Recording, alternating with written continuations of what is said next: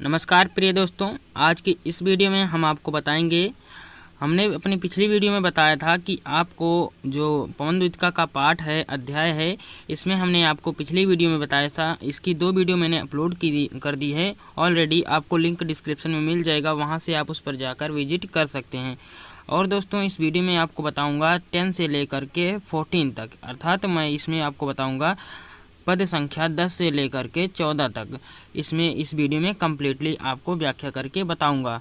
तो अभी तक चैनल को सब्सक्राइब नहीं किया है तो चैनल को सब्सक्राइब कर लीजिए और बेल नोटिफिकेशन को ऑन कर दीजिए, इसी तरह नई वीडियो सबसे पहले देखने के लिए। तो चलिए आज की वीडियो स्टार्ट करते हैं। और पवनद्वीतिका अध्याय का ये तीसरा पार्ट है, और आपने 2 पार्ट नहीं देखा है तो लिंक आपको डिस्क्रिप्शन में मिल जाएगा। और डिस्क्रिप्शन कहाँ होता है नहीं पता है तो दोस्तों, आपको यूट्यूब पर बहुत सारी वीडियोस मिल जाएंगी, आप उनसे देख करके सीख करके आप डिस्क्रिप्शन को ओपन कर सकते हैं। तो चलिए आज की वीडियो स्टार्ट करते हैं। यानी कि 10वें पद पर आ चुका हूँ और इसकी व्याख्या मैं आपको बताऊँगा।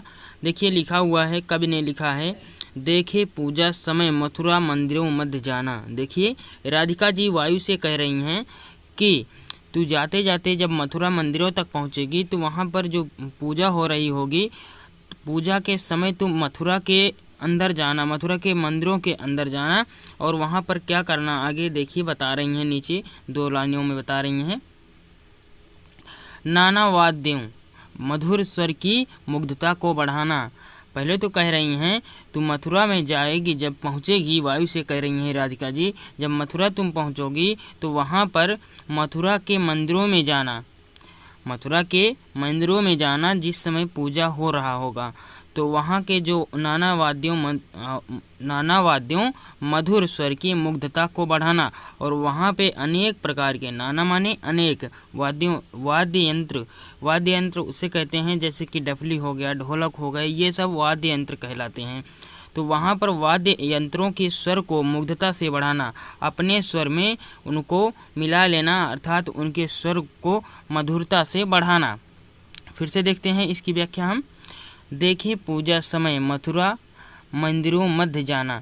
जिस समय मथुरा में मंदिरों के बीच पूजा हो रहा होगा, मंदिरों में पूजा हो रहा होगा, उस समय तुम उन मंदिरों के मध्य जाना। वायु वहाँ पर या राधिका जी कह रही हैं, हे वायु तुम मंदिरों के मध्य उस समय जाना जब वहाँ पर पूजा हो रहा होगा, और अनेक प्रकार के वाद्य यंत्रों की स्वर को मधुरता से वहाँ पर बढ़ाना। अनेक प्रकार के जो वहाँ पर वाद्य यंत्र होंगे उनके स्वर को मधुरता से बढ़ाना। और क्यों लेके रुचि तरु के शब्दकारी फलों को, और उनके शब्दकारी फलों को लेकर के धीरे धीरे मधुर रव से मुग्ध हो बजाना। अर्थात कहने का मतलब है कि उन वाद्य यंत्रों की स्वर रूपी शब्दकारी फलों को लेकर के तुम उनको धीरे धीरे अपने मधुर स्वर में मुग्ध होकर मधुरता से बजाना, अर्थात आनंदित होकर बजाना। चलिए, उम्मीद है आपको समझ में आ गया होगा और आप वीडियो को रोक करके समझ सकते हैं, बैक करके समझ सकते हैं। चलिए आगे बढ़ते हैं।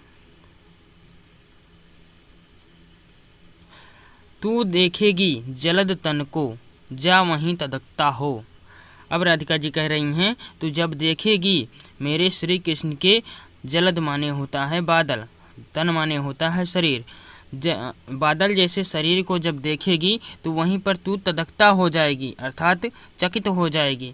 जब तू मेरे श्री कृष्ण के बादलों जैसे शरीर को देखेगी तो वहाँ पर तू आश्चर्यचकित हो जाएगी, चकित हो जाएगी। होंगे लोने नयन उनके ज्योति उत्कीर्णकारी, कह रही हैं, और उनके जो नयन होंगे, आँखें होंगी, उन आँखों से ज्योति फूट रही होगी, अर्थात उनकी आँखों से ज्योति निकल रही होगी, प्रकाश निकल रहा होगा। उनके लोने नयन, उनके आँखें बहुत ही सुंदर होंगी, और उन आँखों से ज्योति उत्कीर्णकारी, ज्योति जैसी आभा फूट रही होगी, ज्योति निकल रही होगी, प्रकाश निकल रहा होगा। आगे देखते हैं। मुद्रा होगी वर वदन की मूर्त सी सौम्यता, और उनका जो वदन है, उनका जो शरीर है वह मुद्राओं से सजा होगा और सौम्यशाली होगा। उनकी मूर्ति सौम्यशाली होगी। मुद्रा से उनका वदन, उनका शरीर ढका होगा, अर्थात मुद्रा से सजा होगा और उनकी मूर्ति सौम्यशाली होगी। आगे देखते हैं। सीधे साधे वचन उनके सिक्त होंगे सुधा से, और वह जब बोलते हैं, मेरे श्री कृष्ण जब बोलते हैं तो उनके जो वचन हैं, उनके जो शब्द हैं वे बहुत ही सीधे साधे होंगे और सिक्त होंगे सुधा से, और सुंदर वचन होंगे। अर्थात वह जब बोलते हैं तो उनके वचन बहुत ही सीधे साधे और बहुत ही सुंदर होते हैं, जो मन को मोह लेने वाले होते हैं। चलिए हम इसको दोबारा से देख लेते हैं। तू देखेगी जलद तन को जा वहीं तधकता हो। वायु से कहती हैं राधिका जी, तू जब मेरे श्री कृष्ण के बादल रूपी तन को देखेगी, बादल जैसे शरीर को देखेगी, तो वहाँ पर चकित हो जाएगी। होंगे लोने नयन उनके ज्योति उत्कीर्णकारी, और उनकी आँखें बहुत ही सुंदर होंगी, बहुत ही सुशोभित हो रही होंगी, और उनकी आँखों से उत्कीर्णकारी, उनकी आँखों से प्रकाश निकल रहा होगा। मुद्रा होगी वर वदन की मूर्ति सी सौम्यता की, और उनके शरीर पर मुद्राएं जड़ी होंगी। उनकी मूर्ति सौम्यशाली होगी। सीधे साधे वचन उनके सिक्त होंगे सुधा से, और वे जब बोलते हैं तो उनके बहुत ही सीधे साधे वचन होंगे, और उनके जो शब्द होंगे वे बहुत ही शुद्ध और सीधे साधे होंगे, जो मन को मोह लेने वाले होंगे। चलिए आगे बढ़ते हैं। नीले फूले कमल दलसी गात की श्यामता है। नीले माने नीला होता है, फूले माने फूलना होता है, जैसे कि कमल खिला हुआ होता है, खिलना। यहाँ पर हम फूलना का प्रयोग करेंगे क्योंकि यहाँ पर फूला लिखा हुआ है, फूले। नीले फूले हुए कमल के पत्ते की तरह, दल माने पत्ता होता है दोस्तों। यहाँ पर देखिए ये दल लिखा हुआ है ना, ये कमल का पत्ता है। नीले फूले हुए कमल के पत्ते की तरह उनका शरीर होगा। देखिए लिखा हुआ है, नीले फूले कमल दलसी गात की श्यामता। उनका शरीर, राधिका जी कह रही हैं वायु से, उनका शरीर नीले फूले हुए, नीले खिले हुए कमल की तरह, कमल के पत्ते की तरह हरे टाइप का होगा, हरे रंग का। पीला प्यारा वसन कट में पहनते हैं फबीला, और वे अपने शरीर पर पीला पीताम्बर धारण किए हुए बहुत ही सुशोभित हो रहे होंगे। छोटी काली अलक मुख की कांति को है बढ़ाती, और उनकी आँखों की अलकें उनके मुख की सुंदरता को बढ़ाती हैं।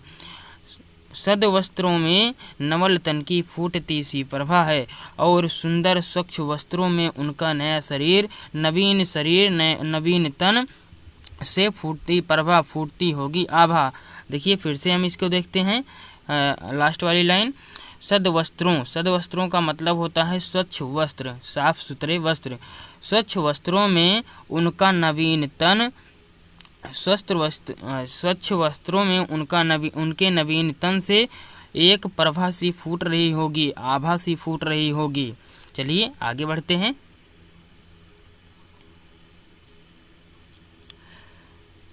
सांचे ढाला, देखिए मैं इसे बैक कर देता हूँ। सांचे ढाला सकल वपु है दिव्य सौंदर्यशाली। अब राधिका जी कह रही हैं कि उनका शरीर एक सुंदर सांचे में ढला हुआ होगा और दिव्य सौंदर्यशाली होगा। देखिए सांचे ढाला सकल वपु है दिव्य सौंदर्यशाली। उनका शरीर जो है सुंदर सांचे में ढला हुआ दिव्य सौंदर्यशाली होगा। तत्पुष्पों सी सुरभि उनकी प्राण संपोषिका है, और उत्तम पुष्पों का मतलब होता है दोस्तों कि जो पुष्प बहुत ही ज़्यादा सुगंधित होते हैं उन्हें कहते हैं उत्तम पुष्प। तो सत पुष्प यहाँ पर लिखा हुआ, सॉरी, सत पुष्पों, सत माने होता है सबसे, मतलब कि सबसे ज़्यादा जो सुगंधित होते हैं उसे कहते हैं सत पुष्प।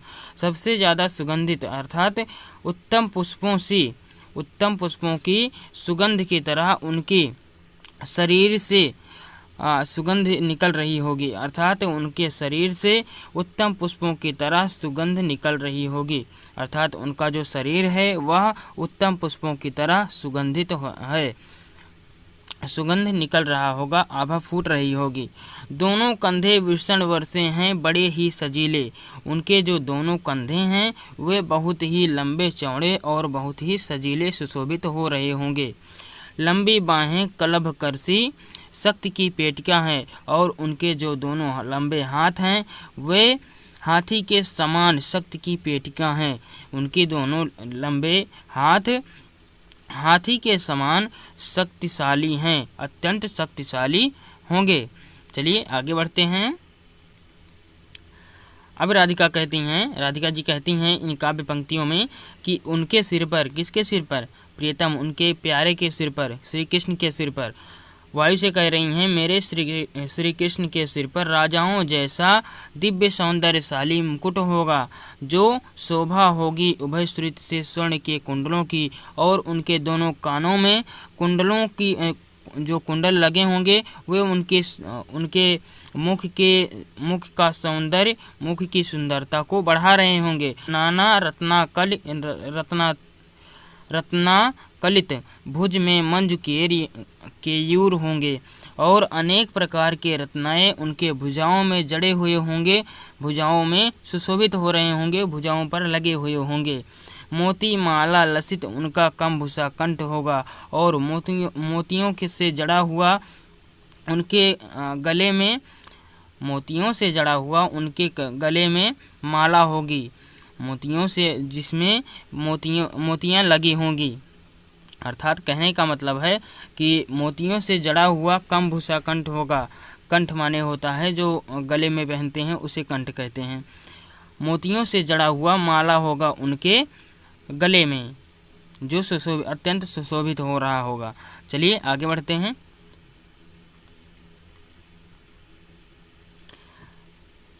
देखिए हम यहाँ तक आज इस वीडियो को ख़त्म करते हैं, क्योंकि दोस्तों देखिए इसके बाद जो राधिका जी कह रही हैं उसे हम एक साइड से पढ़ेंगे तो ही हमें अच्छा लगेगा और आपको भी समझ में आएगा।